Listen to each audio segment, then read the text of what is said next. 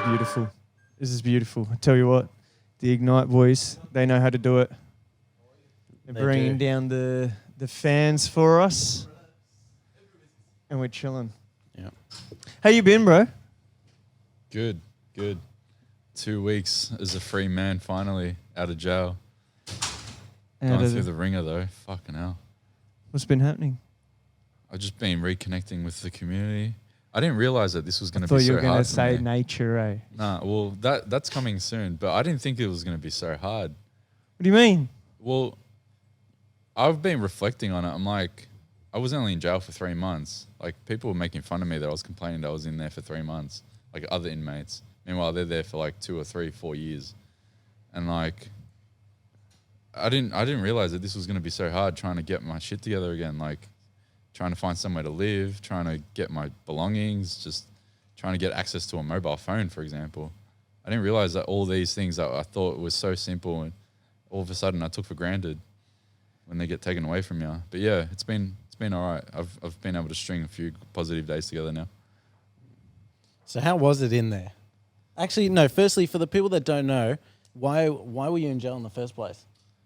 Well, long story is that I got involved in all of this August last year where Melbourne started to go through its second lockdown. I'm like, this is just rubbish. So I got involved in it, got charged with incitement because we were promoting a protest for September 5th and then September, I think, 13th as well. Got restricted. I just had this desire to just rebel against all of the restrictions. Tried to encourage people to not be as scared as they were. Got to a point where I started to basically publish what I was doing, and I was documenting it. So I was receiving messages from hundreds of people saying, how did you go from this city to that city? And I just filmed it. I just made people, I tried to encourage people and show people that there's nothing to be scared about. So like one time at the start of all this ordeal, I booked a flight from Melbourne to Gold Coast, and I literally filmed myself going, hey guys, this is me walking into Melbourne airport and I'm jumping on a flight from here to Coolangatta, and I'll check in with you guys once I get to Coolangatta. As soon as I got there, I checked back in on Instagram Live, hey guys, I'm in Gold Coast now.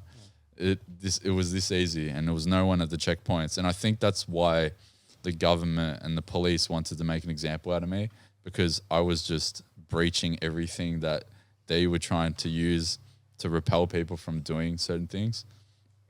But again, I did that and then got to the point where everything culminated in Sydney, because Sydney was just going hard. They had their own strike force coming down on anyone that was trying to breach the public health orders. And yeah, unfortunately I got picked off at the wrong place at the wrong time. But yeah, I think even now I reflect on it and I still feel the exact same way. They're trying to build me into someone that is going to feel remorseful about the decisions that I made. But to be quite frank, I'm not remorseful, because I still think that people should not be living in fear. And I went through 3 months of jail, and I feel like I want to encourage more people now than before to just live without fear. Travel wherever you want to travel. Do whatever you want to do. But, you know, I got caught on the wrong side of it because I was documenting the whole thing. Yeah. Yeah. That's actually pretty interesting, because same with those borders, they say you can't be moving around. And I'll just add this. We've been traveling from Melbourne to Vic, New South Wales to Vic, back and forwards all the time. They say you need a permit. They say there's border patrols. They say, you need 2 vaccines to get into Victoria. And then the last time we came in, they've packed up at the border, like no one's even there. But they did lift that recently. But yeah, when we came out, we noticed that you didn't even need any of that. Like it's just fear mongering, and they want to keep you in your states and really not seeing anyone. Yeah. I've been watching the news nonstop for the last 20 plus months, and I don't think people realize is that the footage that they use is just all real footage. It's not even like live footage. So you might get a snapshot where someone's broadcasting live from in front of barricades, for example, but all the footage that they actually show in between of all the interviews and all the commentary, it's all real footage from like a year ago. So don't think that that's happening right in front of you. This is all stuff from like a year ago. I'm driving and I'm flying through the borders and there's nobody there. But because people see the imagery on TV all the time, they think, oh shit, I don't want to bump into that. I don't want to run into those circumstances. So maybe I don't do it. Yeah. Bro, did you just admit to committing a crime? Is that just what happened shit. just then? Jump And cut. did you just say the news is completely fake? Yeah, but we know that. Yeah, that's true. That's why they're making stories out of us. Who are we? We're nobody. Yeah. But we're the biggest drivers of traffic for them now. I feel like they're reaction channels. Like you had YouTube reaction channels. Now the news are just reacting to what like general people do. Yeah. Yeah. They're not really reporting on anything anymore. And how do you feel about that chick in Alice Springs? Where is she? Where was she? The one that was in quarantine camp? Have you seen that video? Yeah, I saw that last night. I don't know. I feel like Because you actually did 3 months for COVID-related. I understand why cases. that's become a big story because she's actually at the quarantine facility at the moment. Yeah.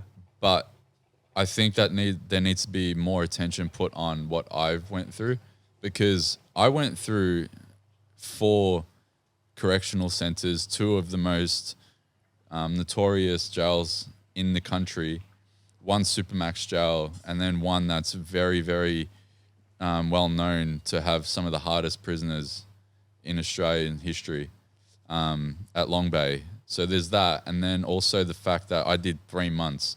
You know, there's people that are, and I don't want to make fun of the fact that they're only there for 14 days, but they're there for 14 days. I was in quarantine for 21 concurrent days. I didn't actually get to leave my cell for 3 weeks, and I'm in a shoebox. And then after that, 3 months total. So I've done, 8, 9 14-day incubation periods in a row.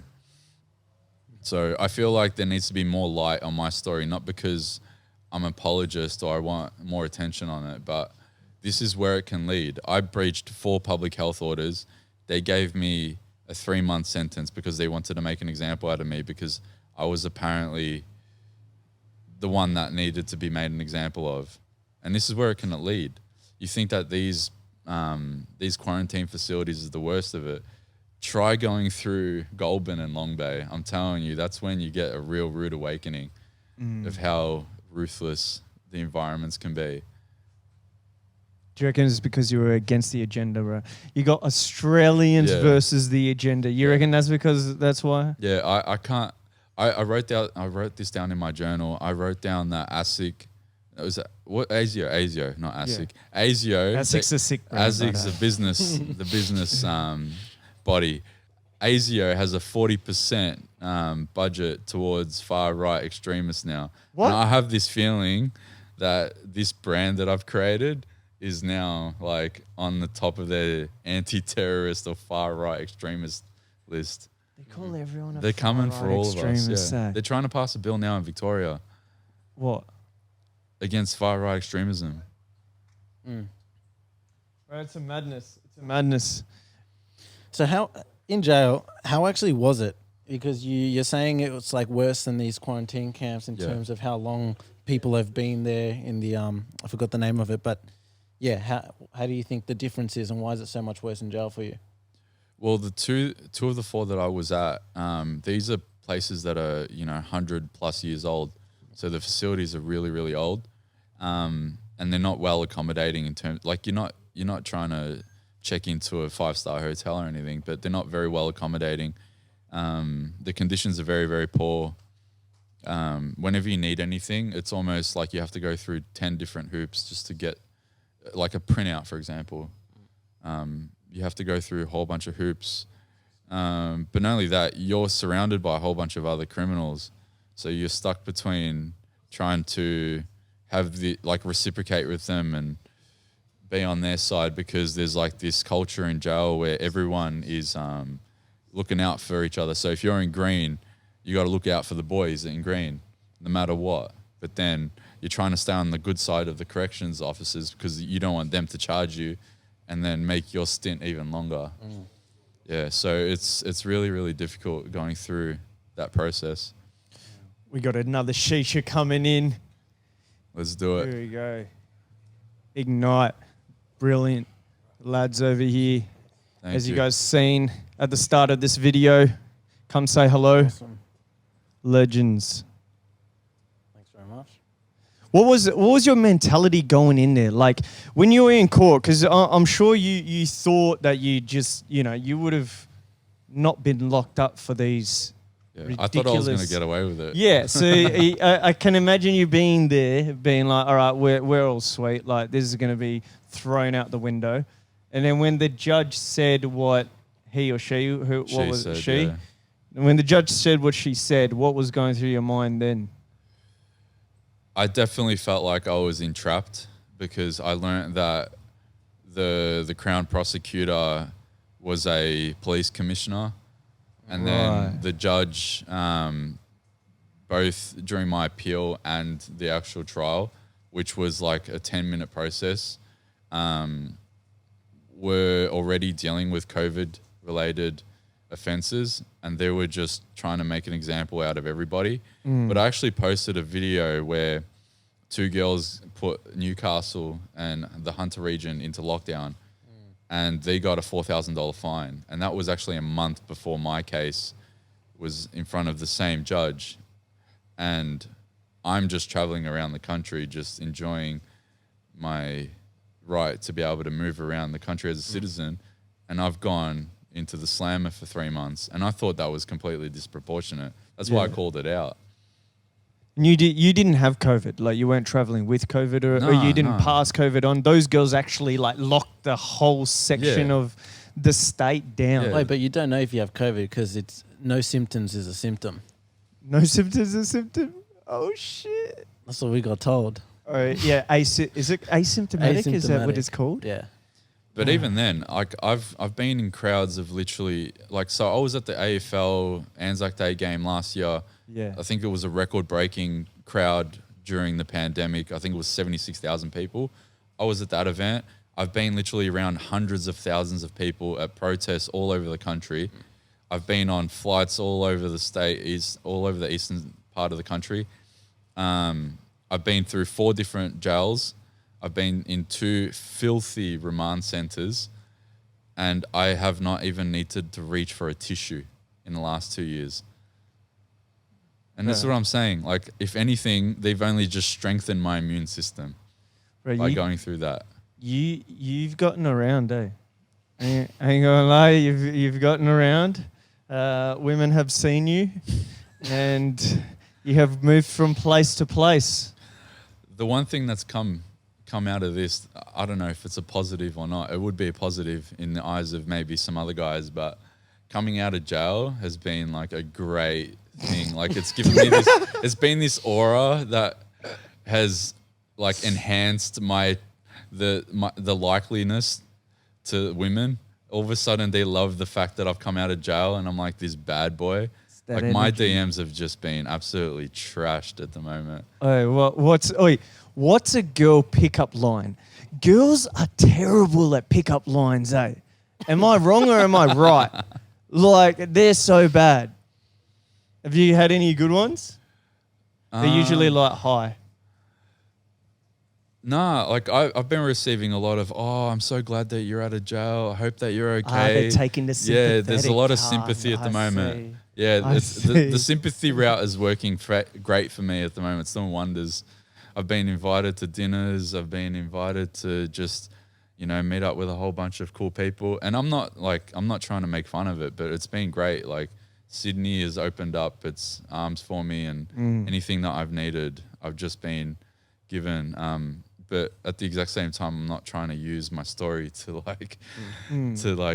use it as a way to get around. Like I do love to take accountability for my own actions. Yeah. But it also has been difficult to try to adjust to the fact that I have to now become a resident of this state just because of the circumstances that I face. Have you gotten one where they go, "Oh, Anthony, what was the most interesting thing that you learnt while being locked up?" What was the biggest thing you got out of that? I don't know. Anthony, can I wear your sneakers?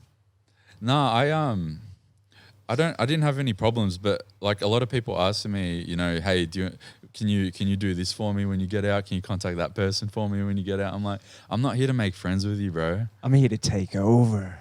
That's Yeah, a Conor we- McGregor. yeah, we like- didn't here to, I'm not here to take part. I'm here to take over. Yeah. But I actually felt like that coming out of jail.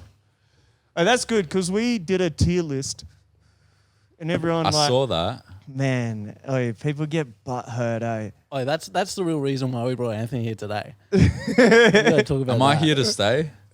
Am I here to stay? Are you or here am to I stay? just. Are What, you- what was I graded as? You Right. were a You were- senior. What was the You're a ranking? senior. You're a senior. You're a You senior. made an impact. Made yeah, an you impact. made an impact. Yeah. So And what then- was the thought process for that? Yeah, so then we were like, all right. So he's made an impact, but whether he's here to stay would be if you came out of prison Yeah. and then you were like, well, like I'm staying quiet now.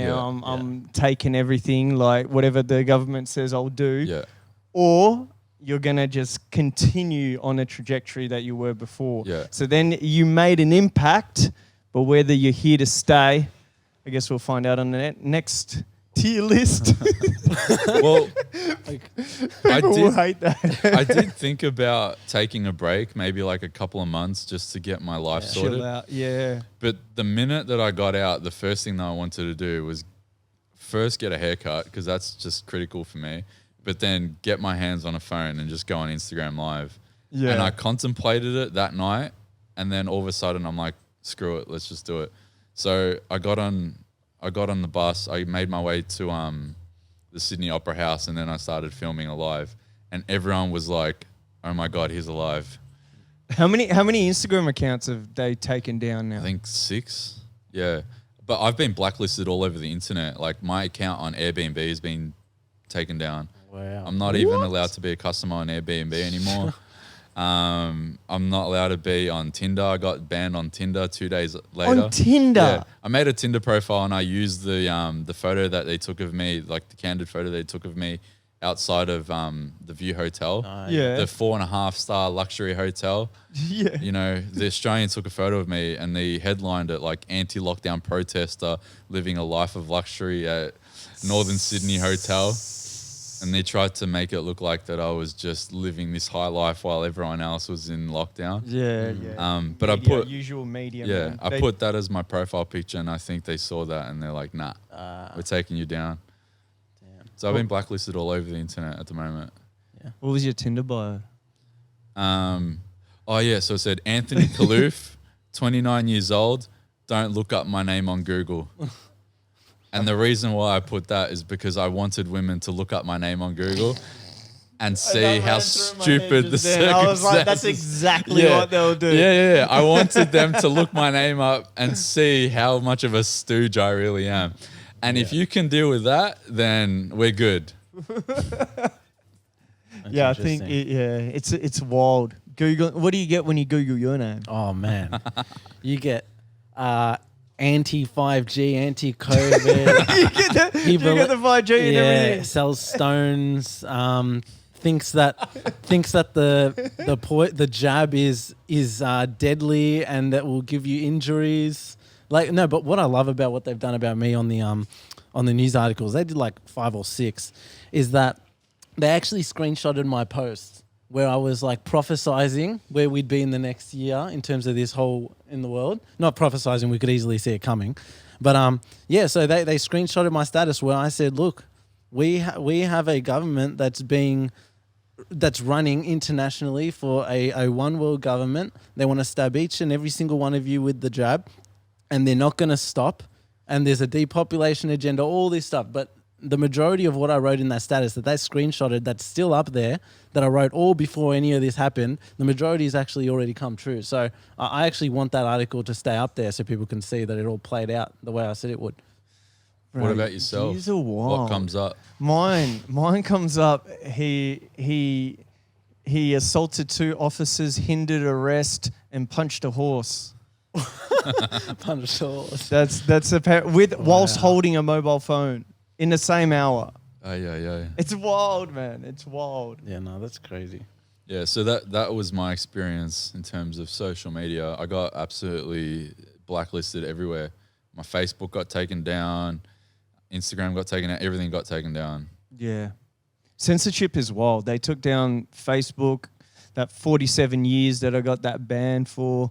They took down the YouTube, and they just got the censorship galore. They've taken down RDA now. They're on a tear, man. Yeah. So from here, because we have so much like censorship going on, I'm sure you've thought about how you want to move forward in the movement, or even how you want to move forward with yourself from here. How are you going to sort of go around that censorship, or is what you're planning to do now? Are you even going to have to worry about censorship, or? Well, the last 3 months after the last 3 months that I've been observing the growth of the movement and the growth of everyone, like the individual personalities that we now see online. And it's great to see that, but reflecting on it, I see everyone basically doing what I was doing a year and a half ago, 100%. which is basically curating all of the content that is, shared online, whether it be current news or the press conferences, and all the little snippets that make for viral content. Yeah. And I don't want to go back to doing what I was doing, because now it's what everyone else is doing. I'm always on a new creative pursuit. So I'm sure some people have realized I've only been posting on my personal Instagram because I want to be a personal identity now. And I think that's going to be the way that I go forward, at least for the time being. I just want to share my views and share my experience, because I feel like there's a lot of value to unearth from what I've been through, whether it be going to jail because of these restrictions and these public health orders, or whether it be the journey that we started off with in Melbourne. We all started this together, like me, you, Fanos. Like, we were the ones that really sort of... Hold up, bro. Hold up. We were in it months before. Yeah, you guys, yeah. And then I sort of I went in on a tear, hijacking the whole thing, man. which is a whole nother... Wait, what happened? What happened? But I screwed up as well back then. Why?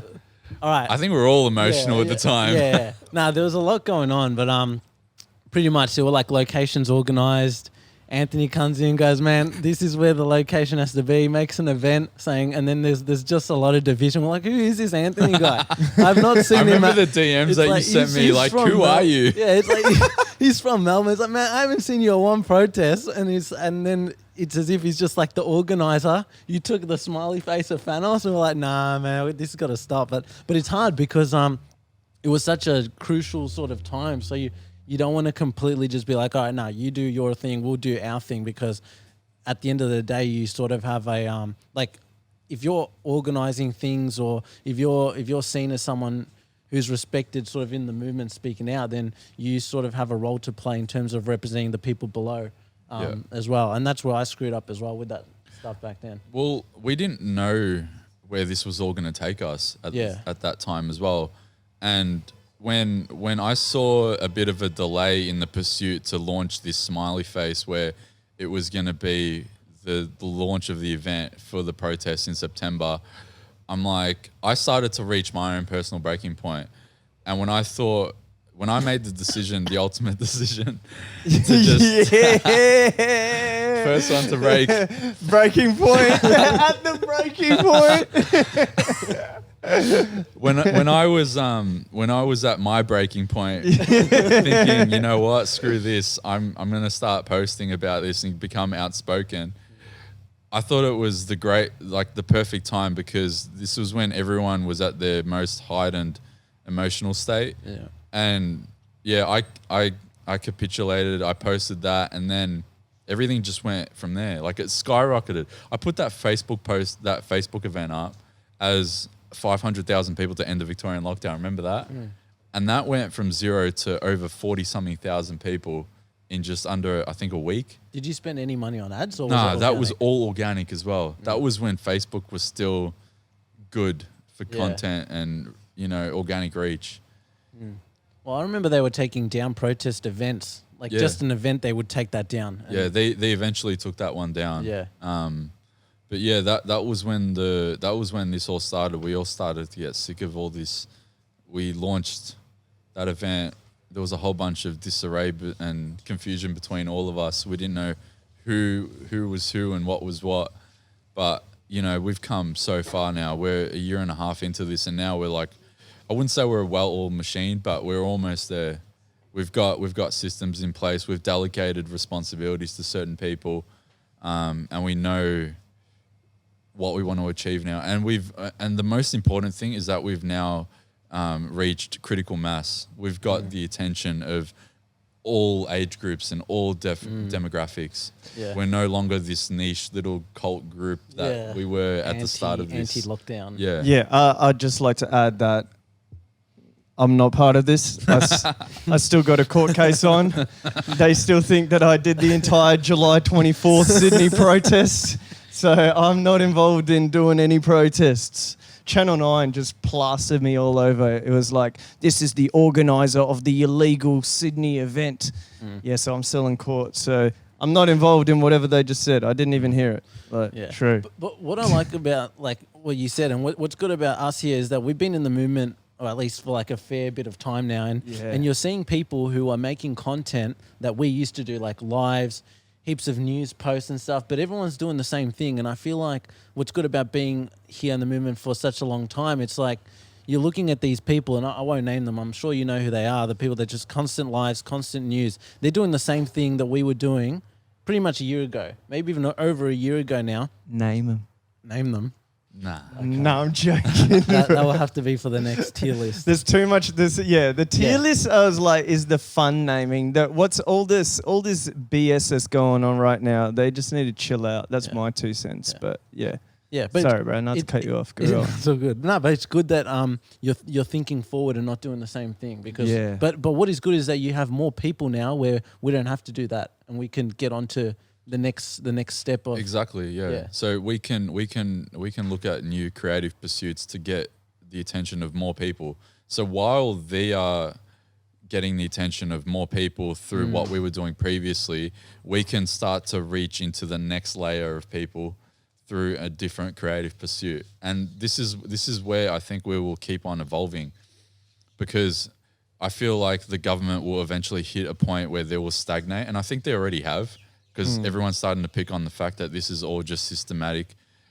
It's like the infinite sign. They're just going through the same routine.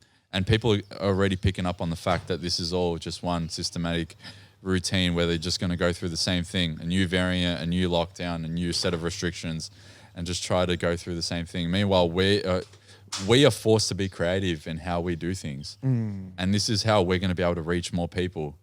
And they don't have the luxury of being able to do that. They have their set template of what they're going to do, and we can just do whatever we want. We can endeavor into so many different creative realms where we can just do anything. Like, I don't know what I want to do at the moment. I'm trying to still figure that out, but I feel like I've been receiving a lot of feedback on just being casual about my approach. The positive feedback that I've received is that they don't like to engage in certain personalities that are online at the moment because they're trying to get into the world of politics. They're trying to get into the world of media. Me, I'm just a disgruntled personal trainer that wants his life back. And that's what I think everyone else is. They're just a disgruntled citizen of the country and the state, and they just want their life back. And I think that's how I've been able to connect with so many people.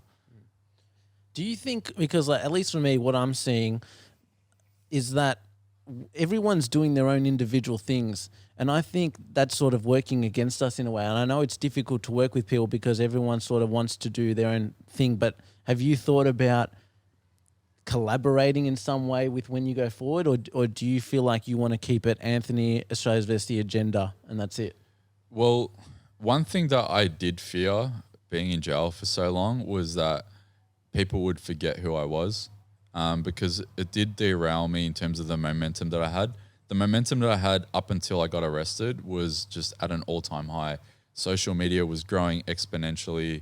Every time I had an account taken down, we would run up 10, 20,000 followers almost within, days. But now I feel like because everyone else has had time to run numbers ahead of me, I've been forgotten in a way. Like the internet, it's not even just this. Just think about in general, the internet's very forgetting. You know, you see your most favorite YouTubers, they take a 3-month break or a 6-month hiatus, and they'll be forgotten by their subscribers, and they can have millions of subscribers. But if they're not posting content every day or every week, their followers will forget them. And that's kind of how I sort of felt in terms of just the social media aspect of it.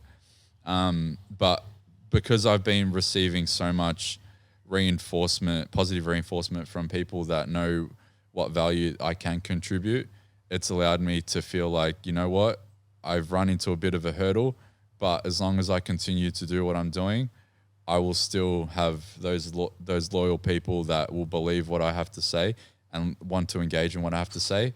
And, you know, ultimately I can provide just that little bit of value proposition to the bigger picture. Yeah. So I try not to focus on these little things about social media. I try to think about the value proposition that I can add to the movement. And I'm trying to look at this as like a business sort of thing. This is my value proposition. And hopefully we can all add our own different bit of value. And then it becomes this big, powerful, almost like conglomerate. Like if we was to look at the movement as a business, we are this giant conglomerate trying to face against the conglomerate of the government. When you were inside, right, and like from a positive perspective, there's in terms of collaboration and in terms of people in the movement that have, you know, come about out of nowhere.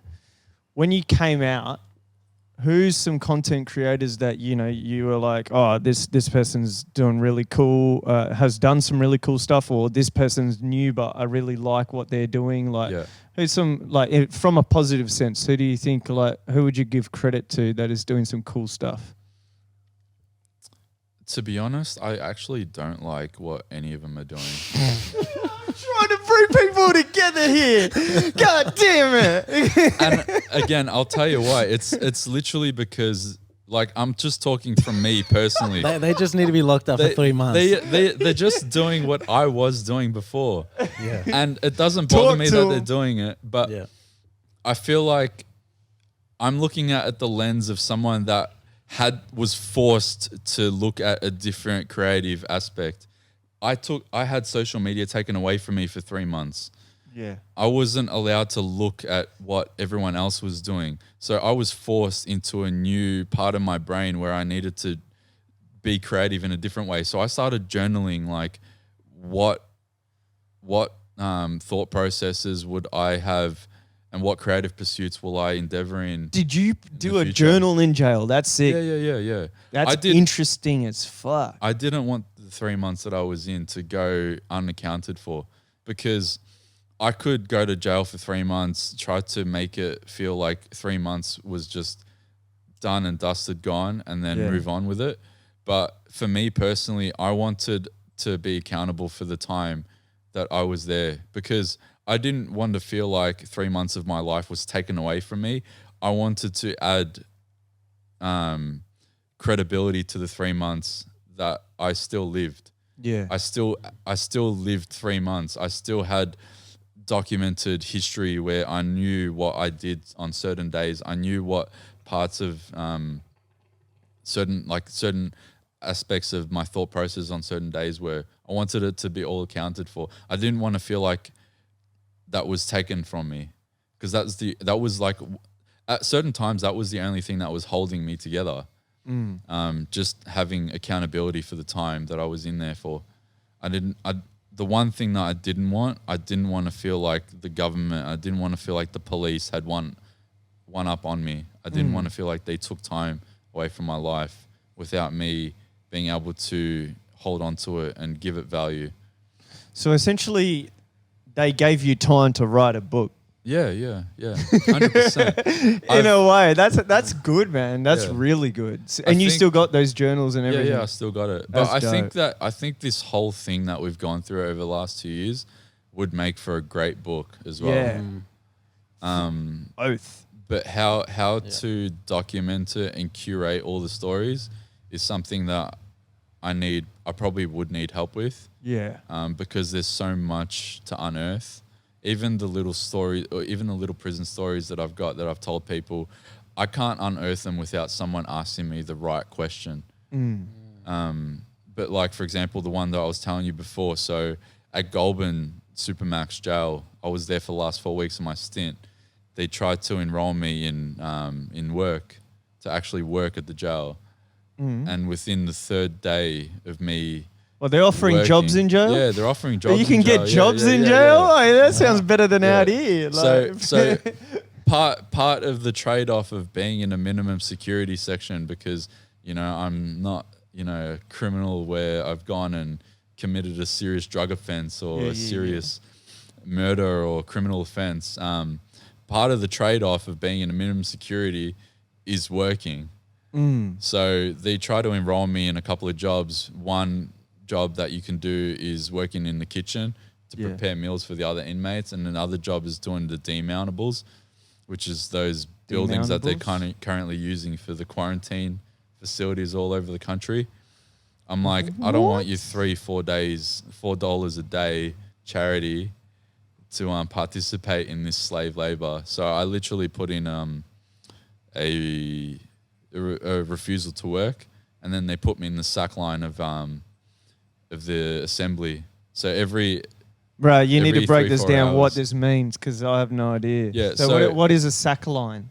So every 3-4 hours, 3 times a day, you'll have an assembly where everyone goes to the yard and lines up in their designated line, and it's basically just to get your name ticked off to make sure that you haven't escaped. Right. So we'll have that assembly, and there's a dedicated line at Goulburn where there's a sack line of 3 or 4 inmates that have refused to work, and I was the shining light of that line because I was at the front of it. And, bruh, so wait, there's so much to break down there. So you're saying that they're paying $3 to $4 to people to build quarantine camps in jail as slave labor. Yeah. So What? If you want to talk about those quarantine facilities that they've already got in Howard Springs, they're currently building them in Queensland. I think they're doing one in Mickleham somewhere in Victoria. All of these buildings are built by inmates, and they're just about to house civilian inmates in them now. So this whole thing has come full circle. It's crazy, eh? We're back to prison times, man. Yeah. This is a prison island in general. Yeah. That's ridiculous. Yeah. What's a nice time you had in prison? Is there any good, fond memories? Fun memories. My weekly buy-ups, being able to buy $100 worth of confectionery is always great. Do they give you like an allowance per week? Yeah. So you have a $100 limit of groceries that you can buy every week. And the paper that they give you, it's literally like one of those exam papers where you have to highlight the little circle. Oh, right. It's like an answer sheet. You know those answer sheets? Yeah. So it has, 1, 2, 3, 5, 10, 20. So that's the quantity of each item. And I would highlight 20 cans of Pepsi Max every week. Wow. And then I would highlight, I think maybe a packet of M&Ms, a packet of Skittles, a packet of just every bit of confectionery that I could afford, I just bought. And then I would buy a whole bunch of mee goreng and a whole bunch of tuna, because that was the only satiable type of food that I would actually eat, because everything else through the jail system was disgusting. Wow. So if you're looking for a cuisine or a nice meal, don't go to jail. What would you have got, Ro? What would you have ticked? Turkish Delight. Turkish Delight. That's a good What treat. about you? I think Turkish Delight was on there. Yeah, I would have. Nice. Did they have sneakers?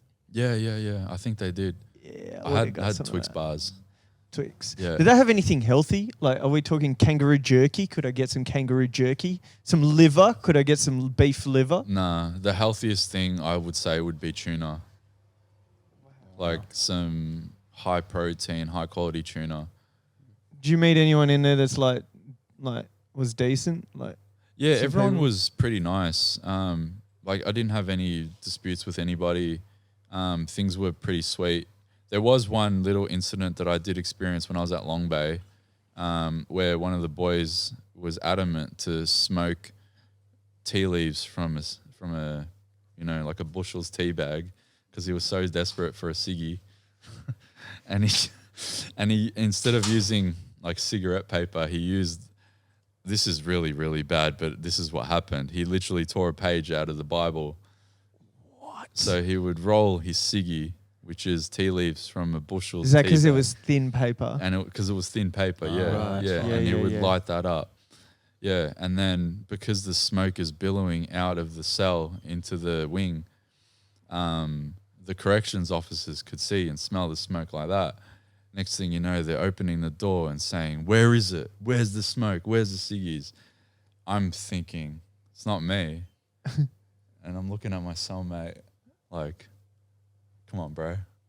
And he's like, I don't know what you're talking about. Next thing you know, our whole cell's getting raided. We're getting strip searched. I'm just thinking, this is the lowest of the low. Like that was a dehumanizing experience when they strip search you for something that you didn't even do. But you don't want to rat on your boy because Yeah. he's going to fucking stab you in the middle of the night. But you don't want to get in trouble with the corrections officers because they're going to charge you. So I'm just thinking, say nothing. Do nothing, be nothing. But he could have said it's tea because Yeah. it's green tea, sir. It's we've got some chamomile tea Chamomile tea, yeah. with some honey. Yeah. Please come in. Yeah. Join We us. we got a whole range here. Yeah. We got some sleep tea that Yeah. you can smoke. Yeah, that was a bizarre experience.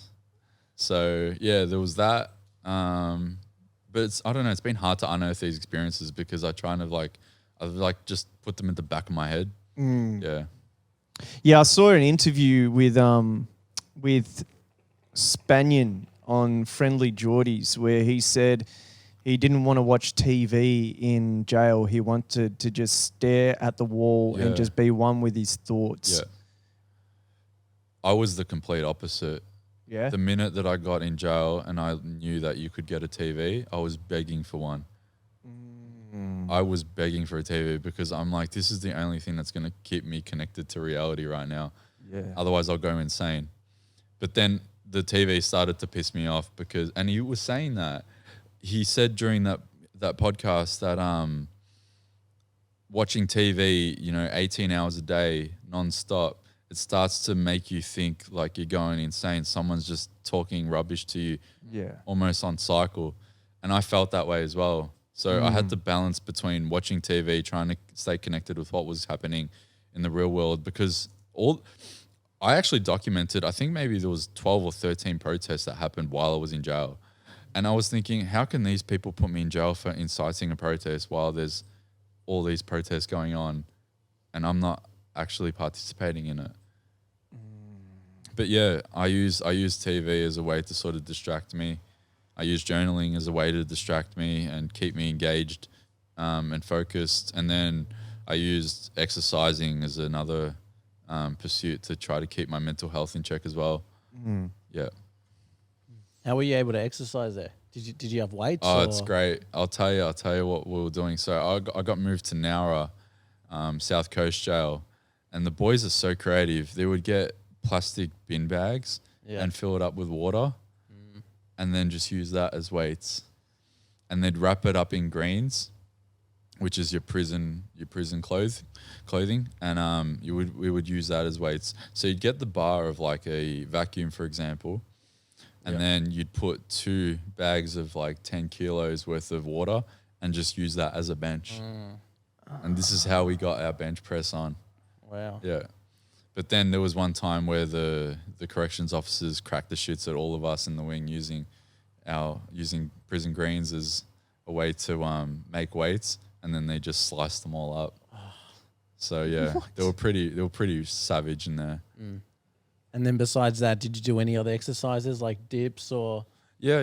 Pretty much. Was it were there other weights you used, or was it mainly body weight exercises? It depended on where I was. At Long Bay, there's access to almost nothing. It's just water bags. Nowra, it was just water bags. At Goulburn, there's actually a cable machine. There's boxing gloves. now Goulburn, despite the fact that it's Supermax jail, they do have equipment there. They're much more better equipped for exercising. So I guess that's a trade-off for being in such a big, high-security jail. Now I got a big question for you. Ooh. Did someone try to touch you in jail? I saw all the comments. All the ABC fucking apologists, all the people that were like, oh, look at you, you're a sucker for going to jail, blah, blah, blah. It's not anything like that. Wait, so what do you mean these ABC apologists? Like, what's that? So people were making fun of me, like all the people that are like all left wing, all my socials, like all the comments were getting, all my comments were getting slammed because they were trying to make fun of me. Oh, don't drop the soap while you're in jail, blah, blah, blah, blah, blah. I'm like, all the guys there have respect for each other. Like it's you go there and your dignity is not held together.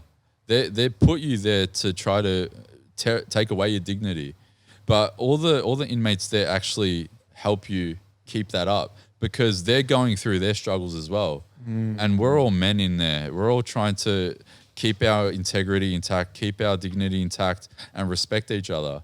And that's one thing that I learned is that outside you think that there's this prison culture where, you know, everyone will try to give you a hard time, but everyone's there to just try to hold themselves together. At the end of the day, I had no problems with that. It was great. Like people look at you and respect you as long as you respect them.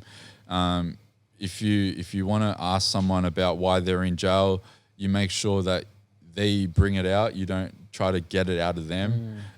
There's this misunderstanding with prison culture.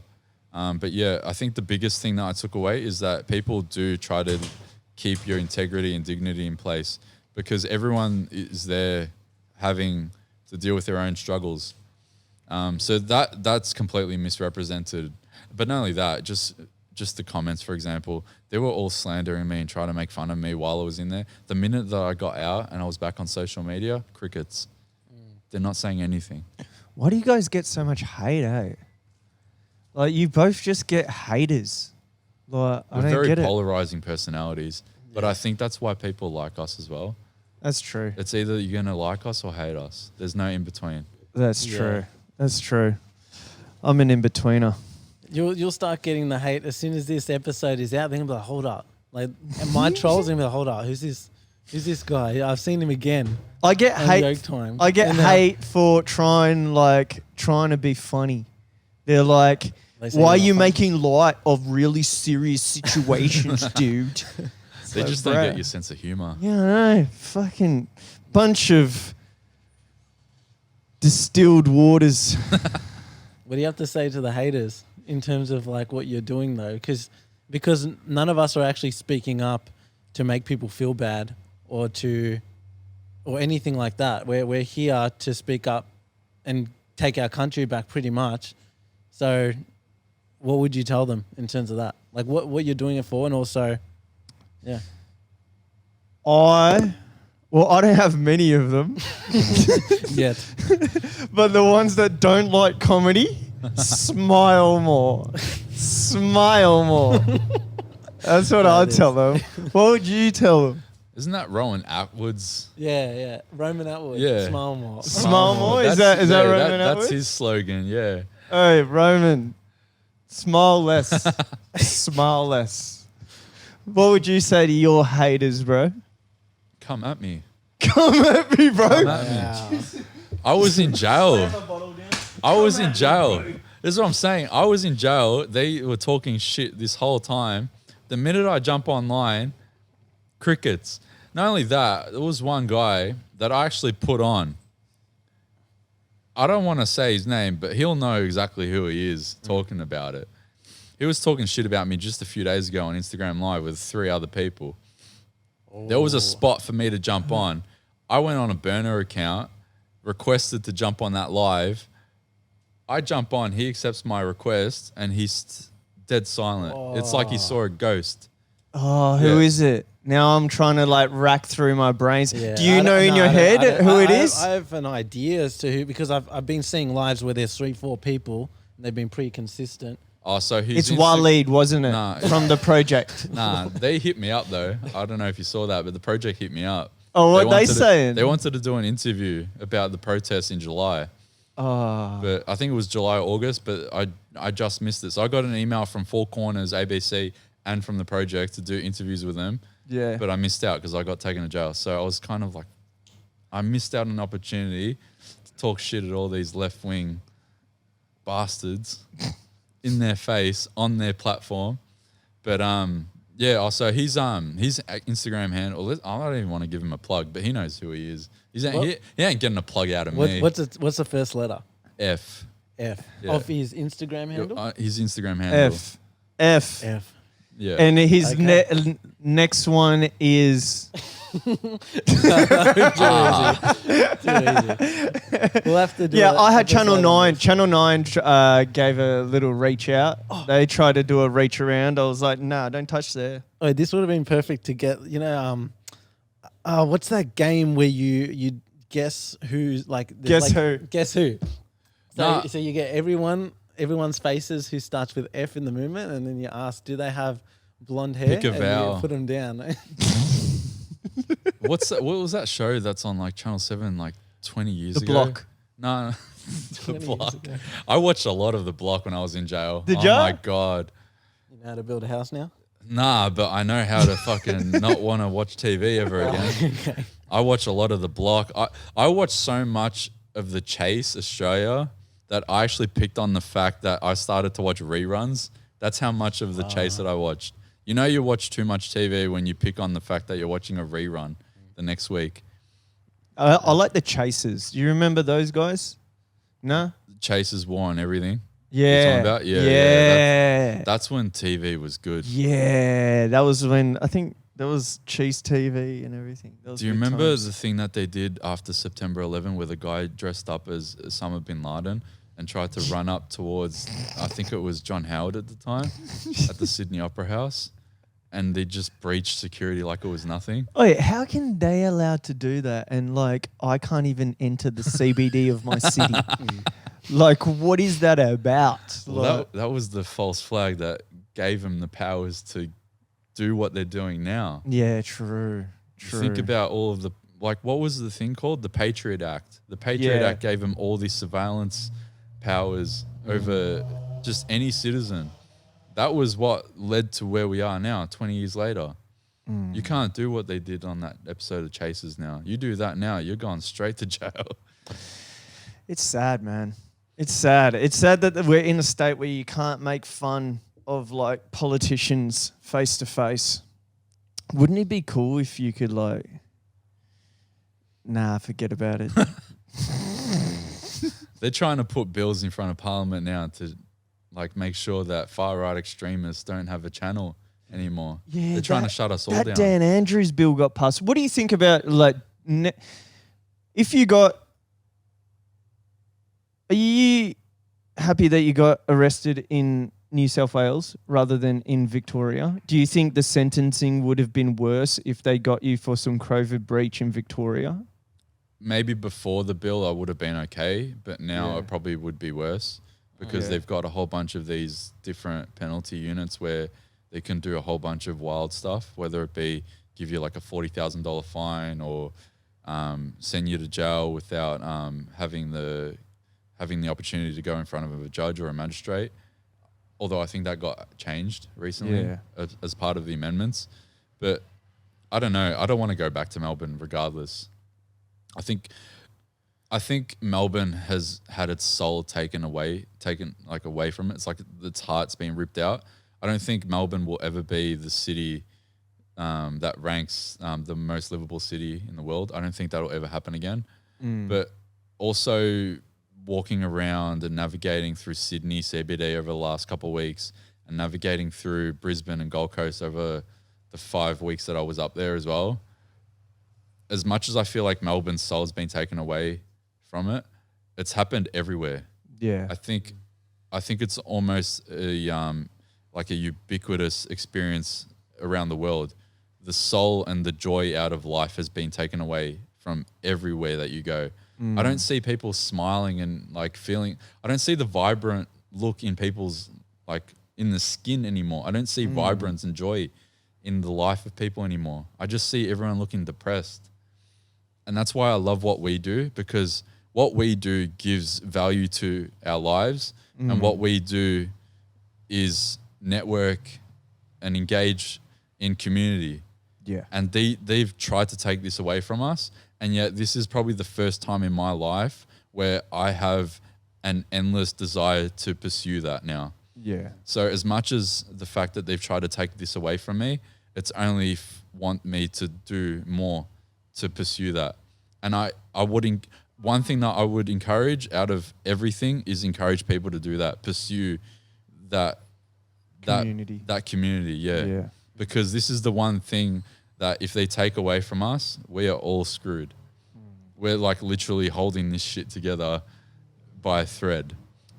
It's crazy. Community greater than society. That's what I always say. Yeah. And who would have thought, like, there's not many people out of the percentage of Australia who are speaking out against this. So it's crazy how, in a sense, we're the ones that are holding the line. Yeah. Because without anyone speaking up, without people going to protest, all of that, far out. I don't even want to know where Australia would be. I'm sure everyone would be on their 4th or 5th booster shot already. Like, literally. Yeah. The camps would have been opened a year ago. Yeah. I mean, but they wouldn't have even needed the camps if no one spoke up, if they were that compliant. But the best thing is that, and even though it's a difficult situation, is that like, we've all been hit down. Like, everyone's had their own individual challenges, whether it be losing their jobs, vaccine injured, relatives getting vaccinated, and anything like that. But like, we don't stop because how critical like it really is. This isn't a hobby for us. It's not like we can just decide to stop speaking out and doing what we do, because this is literally the way that we are going to live our lives this moment going forward, and even like our children and our children's children. So yeah, like, they can try and take it away from us as much as they want, but I don't believe it will ever stop. Like, as long as they don't bring out some law, and I feel like it will come to this. Like, so basically, like the cyber attack that people are talking about, where like the power will go out for a few months or more, whatever. I don't know when it will be, but when they bring it back online, they'll say that everyone's accounts have been hacked. So the only way you can sign into your social medias is no longer through your Google account, your Facebook account. It will be, you have to sign in through your government ID. Yeah. And then from there, I feel like they may be able to stop people from speaking up. But even then, if people really have personal community, like not just online, and they get amongst people on a weekly basis or whatever, then whether the online stuff is gone, people will still be able to make an impact in their own way. Yeah, in the book 1984, they eventually break Winston. They eventually break him, and he ends up becoming someone that is a slave to the government indoctrination. The problem that I want to tell the government of Australia and all the big players in this agenda is that they have already distributed the playbook through 1984, for example, and it allows us to know that we have to be more resilient to not be broken, because they think in their heart of hearts that they will eventually break all of us. But I don't think they realize just how resilient people like us are truly. Like, I've gone through some difficult times in my life before all of this, and it's only just made me more resilient to be in a moment like this where I can go through the hardships that we've gone through right now and be able to come through the other side unscathed. And this is the thing. They think that at the end of all of this, however long they want to put this agenda, how long they want to roll this agenda on for, they're going to break all of us. But I don't think they realize just how resilient we are. And they're gonna be in for a rude awakening when they realize that we have more stamina than them. Of course, yeah.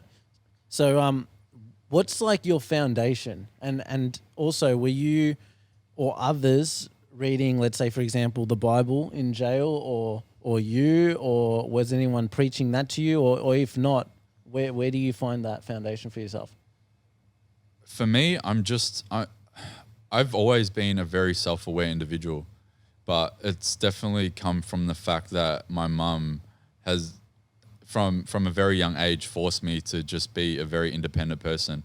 So this is a bit of a funny story. So as soon as you turn 14, 9 months, you're eligible to get a job. So the minute that I turned 14, 9 months, my mum dropped me off at Red Rooster and goes, go in there and get a job. So I walk inside Red Rooster with a piece of paper that was allegedly my resume. And next thing you know, he could do the laundry. Yeah. He cleans the kitchen well. Yeah, and I become a kitchen Cleaned hand. his bed. Yeah. So I become a kitchen hand, and she's like, "All right, sweet, you got a job there as a kitchen hand, wonderful. Now you have to earn your own money." So from the minute that I turned 14, 9 months, I had to become self-sufficient. Yeah. And I think that was the first point in my life where I became independent and also self-aware that I had to earn my way through this life. And having that self-awareness has allowed me to get through the difficult times that I've had, whether it be my grandparents passing, like my grandfather passing, having, tremendous financial difficulties, making decisions where I burnt a lot of bridges with people, and having to deal with the consequences of those decisions that I made in my past. It's allowed me to become more resilient. And it's allowed me to be in this moment in history where I know that if I can go through all those situations and come out the other side, then this will be a walk in the park for me. It is taking a little bit out of me. Like, I do feel like I need some time to reflect and look after myself, and I do encourage people to do that as well. But at the exact same time, it has made me more of a resilient individual as well. And I'm sure that this has conditioned people to be more resilient as well, like yourself as well. I think that you probably feel like you can do anything now. Yeah. Oh, I just got to beat this 38-year case, and then I'll be able to do anything. But yeah, no, you're completely right. It's the people that are speaking up, they just have a lot of heart, and you can see that. Yeah. And they have a lot of passion. That's why they bump heads sometimes. But at the end of the day, we're all fighting the same cause. Yeah. And there are a lot of resilient people out there. And I was speaking to Nick Patterson, and he was, he runs a MMA gym. And he's had over 40 fights, and he's realized there was people that he didn't think would stand up at all, but he can now see the massive heart that they have. Yeah. And other people who he thought were these huge, like, mean-looking guys that would stick up against the government and will protect anyone, he found that they weren't who he thought they were. And you're completely right. Like, we're not stopping at all. Yeah. And they're going to run out of stamina before we do. 1,000% agree with that. I'm with you there. Were you in jail when Gladys got done? Yeah, I'll never forget this. This was a great day. This is a hilarious story. I'm so glad that you brought this up. So I just begin to pack my stuff up at Long Bay because I get a call over the knock-up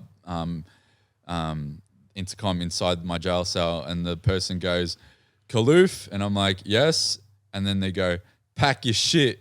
I'm like, "Okay." So I start packing my shit, and I get told that I'm getting moved to South Coast, Nowra jail. So I get transported to Nowra. As soon as I get to Nowra, we're quarantining for 7 days because Nowra is actually the quarantine facility for Goulburn. So I'm doing 7 days of quarantine at Nowra. The first day that I get at Nowra, I think it was October the 1st, I'm in a cell with one of the other boys I get transported with. I see on the news Gladys walk out looking like she's all teary-faced and all depressed, and she starts to do a spiel saying that she's resigning. I'm in the cell and I am dancing. I'm literally fist pumping, and my cellmate's looking at me like, "Are you okay, bro?" I'm like, "Just let me have this moment." And I'm literally fist pumping, dancing. And thank God this is a big cell because I'm literally celebrating like it's a birthday party or something. It was a great moment. And I wrote that down in my journal. I'm like, 1st of October, 2021, Gladys Berejiklian resigns. And then like a week later, John Barilano resigns. Yeah. I'm like, the house of cards is falling. And I don't have to do anything. Oh my gosh. It was such a great moment. It was beautiful. got done for. I can't believe people were putting flowers at the front of her place after she's just got done for corruption. Yeah. That was wild. I didn't get that. And then it's third day or fourth day that I get out of jail. Yeah. I make the pursuit up to her office and take that photo. Yes. Saying that this is my city now. Yeah. As soon as you come out. Yeah. I was thinking about taking that photo the whole time that I was in jail. I'm like, if Gladys resigns, I'm making this city my bitch. And the way that I declare that is that I take a photo out of your old office. This is my house now. Bruh, as soon as I remember her coming out exactly like that, just teary, looking all sad. And then the emails come out that the health officials or whatever they are, they're not really that healthy to me. They come out and they said that they told her to lock the entire city down, and she chose to just lock Western Sydney out. Yeah. So she chose to turn her back on her own people, on her own heritage. Not only that, she had 2 weeks notice as well. She was told 2 weeks before she announced the lockdown, that there was a party that could have been a super spreader event, but she decided not to put the state in lockdown. Yeah. So, and she will never get punished for that. Nah. I get punished for wanting to participate in freedom of expression and freedom of movement. And she disregards public health information from her colleague and doesn't get anything for it. You know what I mean? That's what bothers me. We get sanctioned so hard and these people get away with it. Yeah. Where's the accountability? 100%. This is where democracy is breaking in this country, where there's no accountability. Like there's no fair share of democracy and discipline and accountability. I'm happy to take 3 months on the chin, just as long as she gets punished. Yeah, accordingly. Accordingly, exactly. Yeah. And that's what bothers me. Yeah. I'm right with you, man. She'll go away with her pension and love life, and they're saying that she'll be able to pursue a career in being a public speaker and get paid tens of thousands of dollars for each thing that she does. Good on her. But where's the accountability? Where's the accountability for all the things that she didn't do correctly? Yeah. She'll never get the same punishment. That's what I don't like about the state of affairs at the moment. The whole system's a mess, man. Like, Ghislaine Maxwell is facing 40 years and I'm here facing 38. 2 years difference. What is this world? Like, Ghislaine Maxwell is facing only 2 years more than I am. Is that not insane? Like the whole, it's a mess. Do you see any political party? Like, do you see anything like in any of the political parties that you like? Like, nah. Anything? I don't like politics. I've never been politically engaged. Neither have I. To begin with. I remember when I was working at Fitness First in Melbourne Central, and I'd see a protest almost every day outside of the State Library, and I'd be like, what are these idiots doing? And now all of a sudden I'm coordinating what those idiots used to do. I've never been politically engaged, but now this has forced me to become politically engaged. But I don't like the state of affairs in Australia. I think I saw this thing on ABC where they actually believe that Australia is more corrupt pound for pound than America, because we're such a small country. We're such a small, isolated country. Yeah. So the amount of corruption can be condensed and isn't under the same scope of scrutiny as it is in America because of the population. And they have the founding fathers who are brilliant people. Yeah. Do you what political party do you like? None of them. None of them as well. None of them. Really? Yeah, like not even UAP. Nah. One country. Nation. Nah. One nation. I don't know them. Like, unless you're, if I were to support someone, unless they're willing to sign on a piece of paper that if they sort of go against what they're claiming that they'll do and all of that and not end up being corrupt once they get into the position they want to be in, then sure, I'll support them if they can put that on a line and say that they'll be punished in a certain way for breaking that. But until then, it's just all words, and I can't. And just because we don't know these people, none of them. Doesn't matter how good they look. Doesn't matter how much they say. Oh, I stand for freedom. All of this, like, nah, really none of them. But my opinion is that it's too late for politics in a way, and that's not. And I made a post on this like a couple of days ago, and that's not to discourage people, because I feel like you need to be attacking them from every angle. You need content creators. You need people that are lawyers. You need people that do the work online. You do need politicians in a way to fight the fight. You need him from every angle. But I feel like the globalists, and I'm not even going to say globalists because the world is not a globe in my opinion, but let's not get into that. But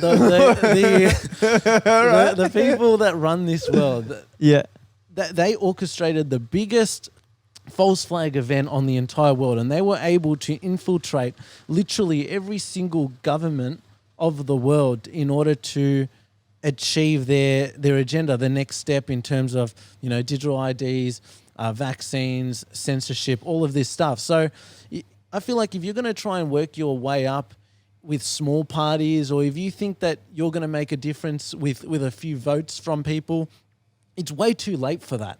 It's way too late. These people want a one world government. We already sort of have that in a way with the United Nations, World Health Organization. And you think that you're going to make an impact. And that's not to discourage once again, because I could be wrong. But I feel like it's too late to put all your eggs in one basket in sort of politics. I feel like we can make more of an impact outside of that. And that's my personal opinion. I feel like we got to go different avenues. Yeah, I just don't have faith in any of them. If anything, there needs to be a clause written in every politician's, like, I don't know how they do this stuff, but like, how you have in like an employment contract, there needs to be a clause in like their employment contract that says that if you, like, it's like an accountability clause. Like if you deviate from any of the promises that you make, you're out straight away. And not only that, you're out and then you're penalized for that. There needs to be like some sort of old school accountability held for these politicians. Yeah.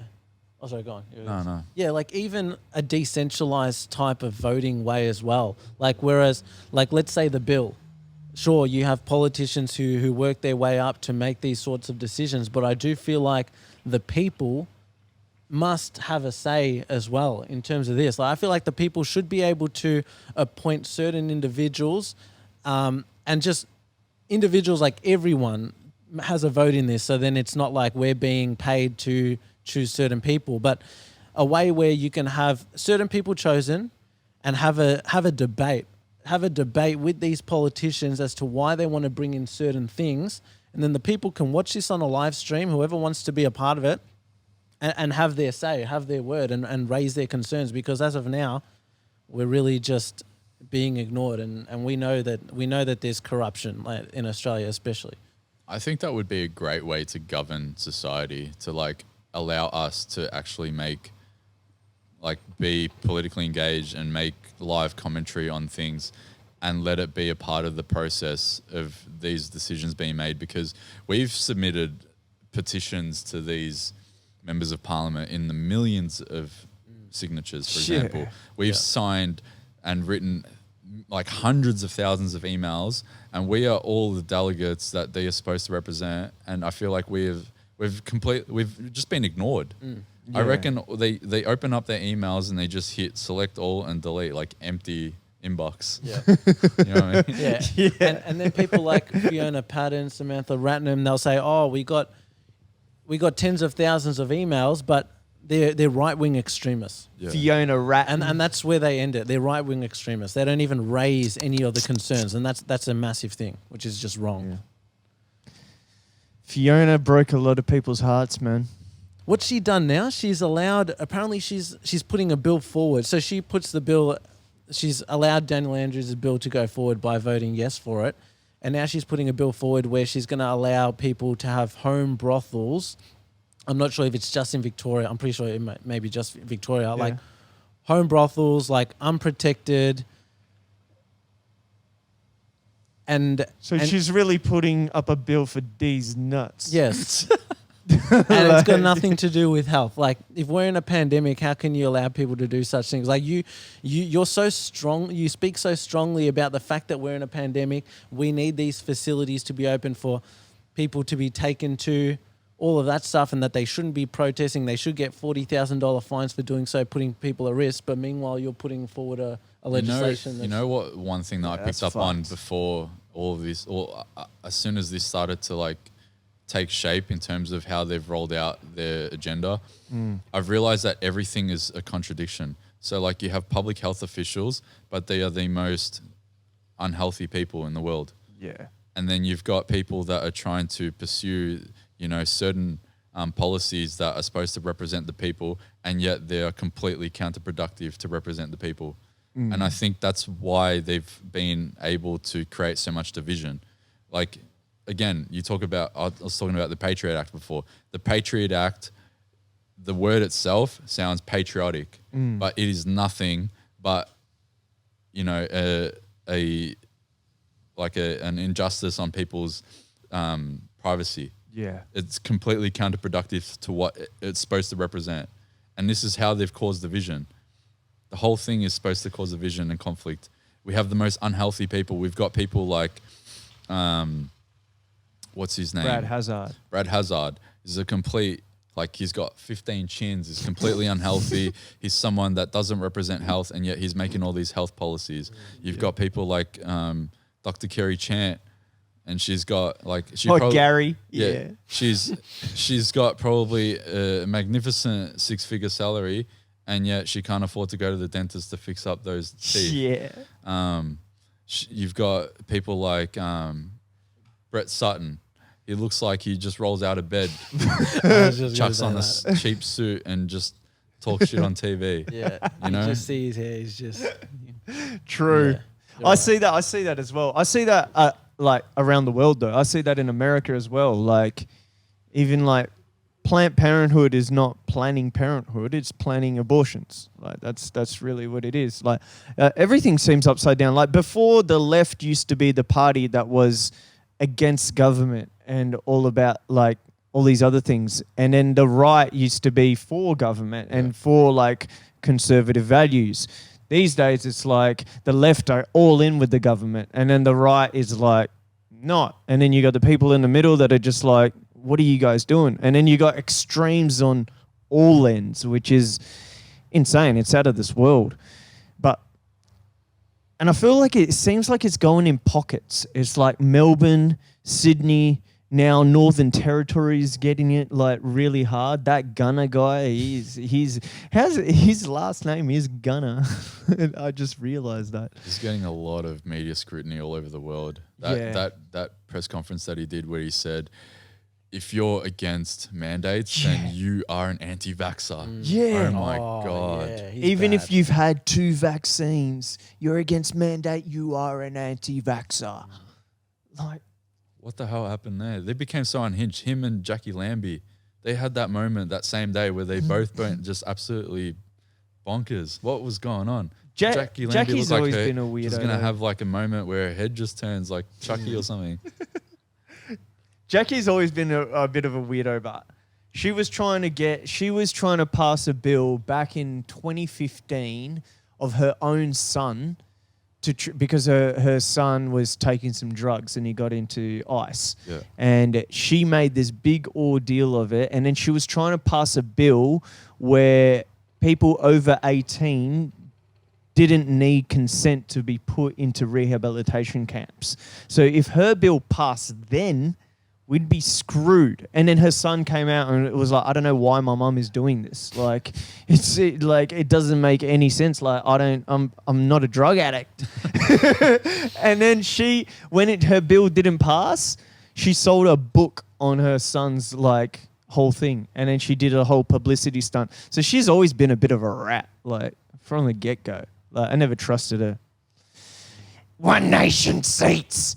It's all about bloody money and one nation seats. I can imagine coming home to that at night, eh? That'll be something else. Yeah. Everyone's asking me, where do you think things are going to go for the next year? But where do you think things are going to go? Mate, this is what I reckon, all right? I reckon we're all going to get around, have some tea, a shisha, and then we're going to put up some podcast mics, put some lights, a couple cameras, and then we're going to laugh at how unsuccessful this whole entire ordeal was. Just make fun of it. Exactly. Just laugh at them. Exactly. Yeah. I think back to our resilience, I think we've done this before. We've gotten here, and in 2 years' time, we'll do it again. And it'll be another episode of us laughing and telling everyone to smile. Smile more. Smile more. Smile more. What do you reckon? It's a tough one. Like, my opinion is that, look, these camps don't look good at all. And I feel like this bill that's been passed in Victoria. I don't think the point of them is to look good. What do you mean? I think they are meant to look dodgy and like a camp. Oh, of Like course. Yeah, of course. What did you mean? Oh, no, I mean like... They don't look 5 stars. They're 1.5 No, at best. Like they should do a better job. No, like, I mean that I feel like the bills that they passed, the camp, like this time next year, the camps will all be open in all the different states. It will be open. Yeah. Bills will pass in a way that if you go out and protest, they'll pass laws where they'll be able to just take you out of your home and say, oh, sorry, you were in a group where there was a close contact with someone else, and unfortunately we have to take you to this camp, and we're not going to let you out until you're either double or triple vax, whatever it is. That's pretty much how I see it. So I feel like it's going to be a different world in terms of the way that we move forward in this movement. Like, it's been very protest driven. Protesting has been the number one thing, but I feel like we may come to a point where we may not be able to do it in such a way, because once people start seeing that people are being taken to these facilities and you never hear of them again, they're going to take a step back and be like, hold up, I don't want to end up like that either. And they're no good being there. I think in Ireland, I'm not sure, I could be wrong, but I think in Ireland they're already trying to outlaw protests. So they have doing actually this. in Italy. Yeah. They did that, and now the Italians are just holding up signs of vaccine injured people and walking through the streets. They can't protest, which is wild, man. That's scary. Crazy. What have you told the people when they ask you what do you think is going to happen in future? Well, I'm stuck between a rock and a hard place, because the first thing that I think when I get asked that is that I'm just like, well, when you did the podcast with me, you said they're gonna, what did you say? You said you've been watching so much news and you see their plan going ahead. Yeah. Do you still feel that way? Yeah, I think 100%. Yeah, I feel like we are the like the founding members of being able to slow the agenda. I think we're putting like a bit of we're throwing hurdles in front of them to slow it down, but I don't think we'll ever get to like completely stop it. I think that if we do stop it, it's gonna take some sort of like, I don't want to call it like a violent revolution, but I think things need to get really crazy for things to change. And that's just history dictating it, not me saying it. I think history shows that that's how revolutions really Has occur. happened, yeah.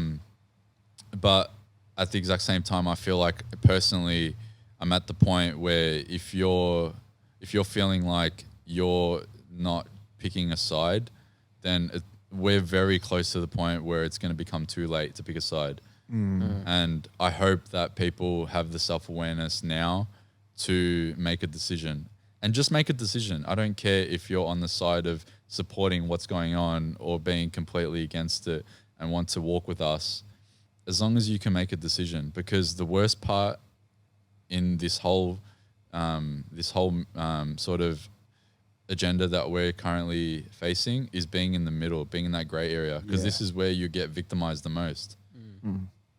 Yeah, I feel like what's good is that we've seen a lot more numbers protests as to what we've seen in the past. Like by major numbers, we had, let's say, 300K in Melbourne, like 150. I think the most in history. Yeah. So it's great because people that weren't going to protest in the past or speaking up about it, we're finally seeing new faces.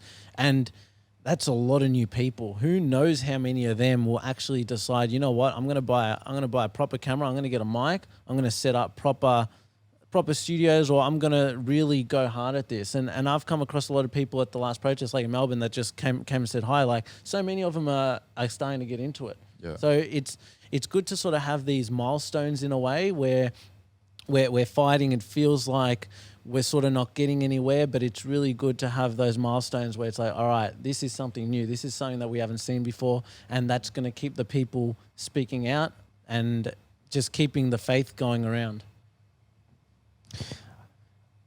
I hope.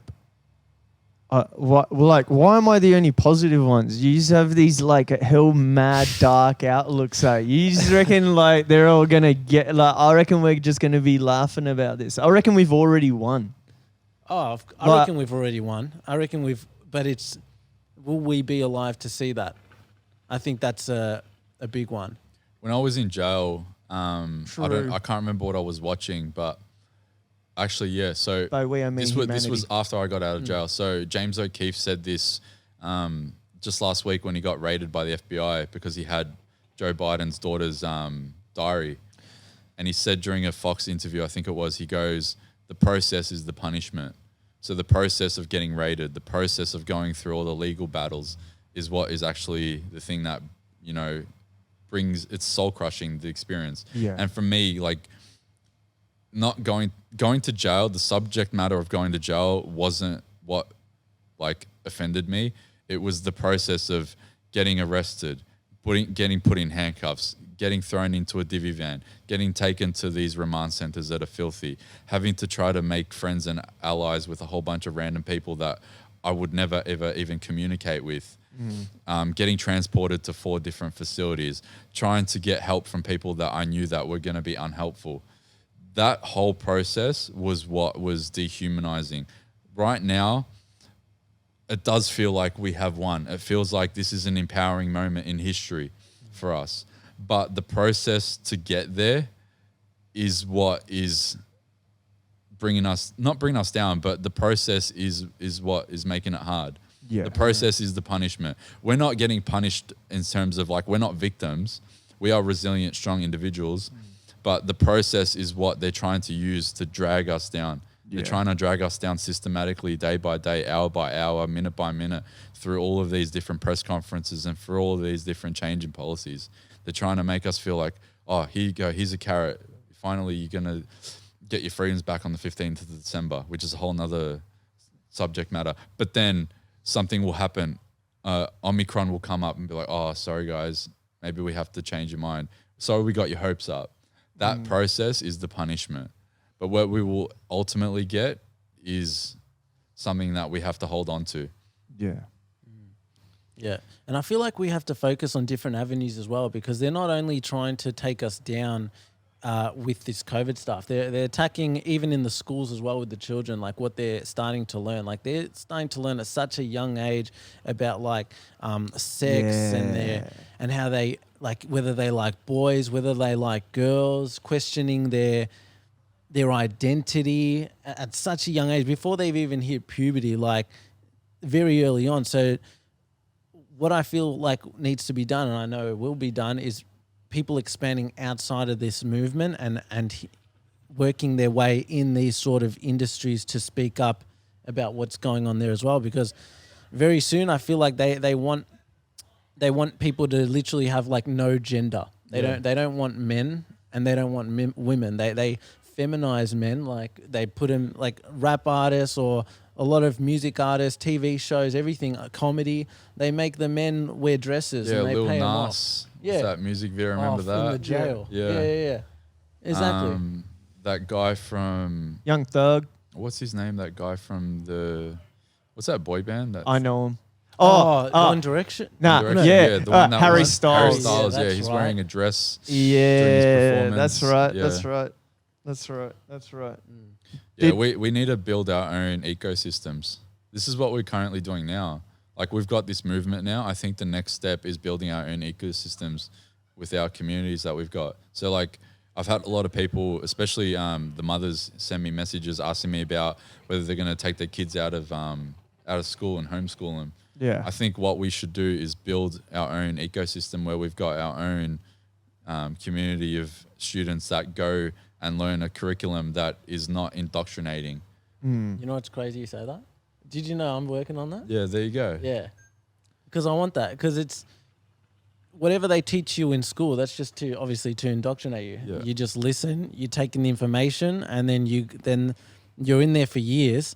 Then you go to high school, from primary school, high school, and then they tell you have to go to uni. You do uni, you're in a massive debt, so then you have to try and get a job, and then you're in a job full time. So we need to completely turn that around and teach people like actual life lessons, like teach them how to think for themselves, and even potentially how to be creative, and even have these students have their own businesses while they're teaching at school, and they can ask questions. Okay, how do I use a microphone? How do I service a car? How do I do any of this stuff? I feel like that's like really important. Like, what do you guys Trade.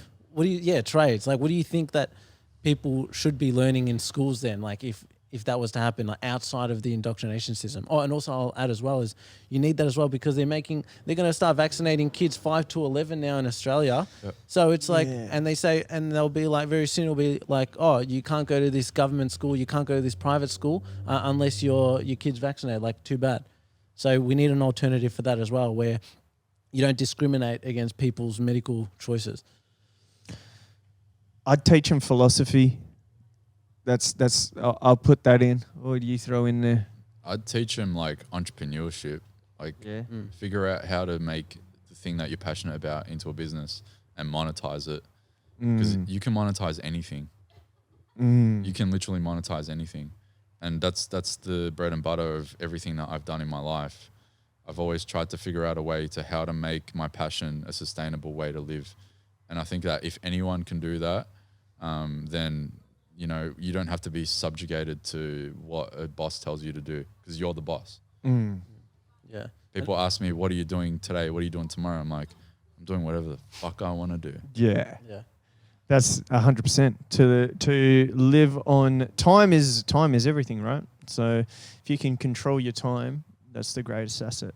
Yeah. And even like collaboration is very important in terms of that, because that's in school. Network, they tell collaboration, like it's very selfish school. Like, keep your marks to yourself. You have to do homework to yourself. You have to listen in class, and it's up to you. Whereas the way that people get ahead in the world and make a difference is in companies. Like, the people that run the world are their families. They stick together. So I feel like collaboration is a very big strong point in terms of that as well. Helping people, like having experience in working with each other. So sure, they can learn to be entrepreneurial, but how can they also work together in that? Because we've been made as individuals. Everyone lives in their own home. They do their own thing. So that's why society is today is just very divided. Yeah.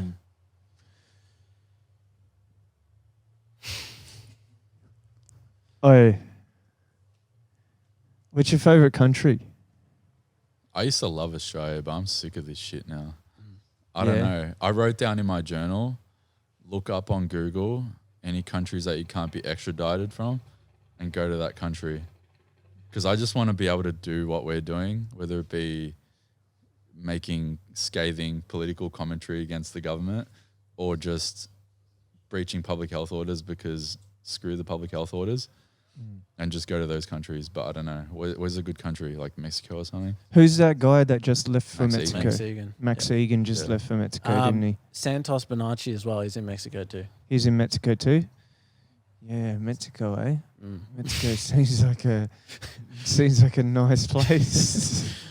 Sounds lovely. But let's try to save Australia before. Yeah. Like that's. No, like I agree. My question in my head was, who would you marry, fucking kill? Scott Morrison, Daniel Andrews, or Gunner? But then I came out with that one because that was a terrible question. But just to finish off, bro, and we'll do this in future, 100%.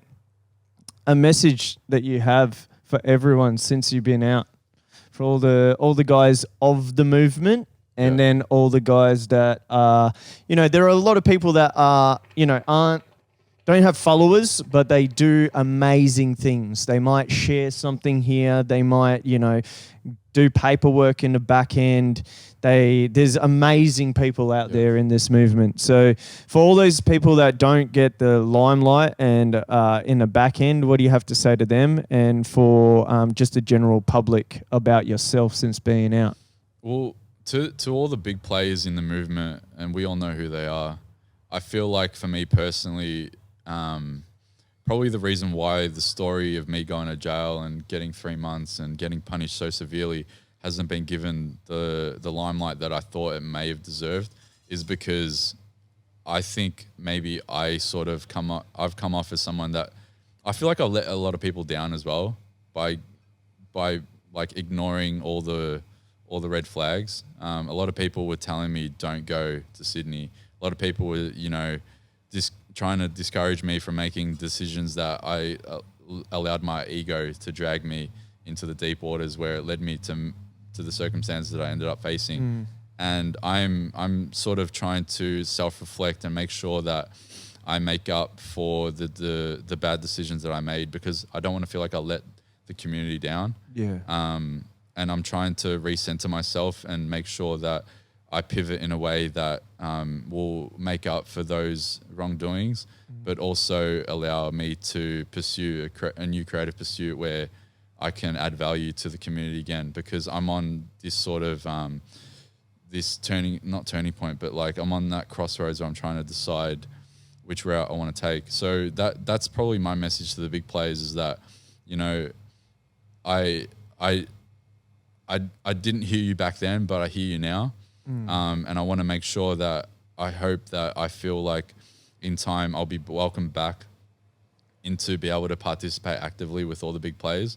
I know that there's a few things to play out in terms of the legal ramifications of the decisions that I made. So I'll wait until that is all done and dealt with. But in terms of just the wider community, I've gone through the ringer for the last 20 months. I've gone to jail because of this. And I'm not discouraged. If anything, I'm more resilient than ever. And I hope that this can be an example for other people that feel discouraged and feel depressed and feel like the battle is lost, that, it's not so bad. You'll be able to get through it. There is, as cliched as it is, there is light at the end of the tunnel. You just got to build the intestinal fortitude to not be dragged down by these bastards. And as long as you have that, then you'll be sweet. Well said. Well said. Do you have a last question, bro, to finish off? Last question. The last melon. That would have been my question. Oh, yeah? But are you here to stay? Am I here to stay? That's a great question. Am I here to stay? Am I going to move up that ranking? Yeah. I was actually very proud that I came off as the first person on it. Yeah. I That was random as well, Yeah. because you made sure that we. I was worried that you would like shuffle it and then drag me towards the end. Yeah. So I was really happy that my face stayed at the start. I definitely think that I'm here to stay, but so many things can change between now and whenever the next time we reevaluate that question. I think I'm just taking everything day by day, and then, if I run into a hardship that really forces me to contemplate whether I'm going to participate in this or not, then so be it. But I've gone to jail because of this. I've gone through so many I've had to jump over so many difficult hurdles over the last 20 months, and I'm still here. So I think for now, I'm here to stay, definitely. But let's just see how we go day by day. He's here to stay. He's here to Where's the stay. Here music? we go. Here we go. Nah, Possibly a golden yoke in future. Sweet. No, this was amazing. And I just want to give a shout out to Ignite Bar in Guildford, Sydney, for allowing us to be here today. They've been amazing. So guys, if you're around here, definitely check in. The great guys. And they've been amazing for providing this space. Awesome. Good to catch up with you guys. Awesome. As And always, also, Bella. As always. For the people watching, where can they follow you in terms of social medias and? Just type in Australians versus the agenda. I think the one thing that I'm proud of is that the name has now got like mainstream significance. It was published everywhere. So Yeah, you're even in Wiki. yeah, I'm in Wikipedia. Wikipedia now. So I wish this, I was this there. stupid name that I One came up day, with one day. August last year has now got that mainstream appeal. And whether it's slandered or whether it's revered, I'm proud of what we've accomplished. It's made an impact. Yeah. For sure. Made it. All right. See you. We'll see you guys soon. Peace.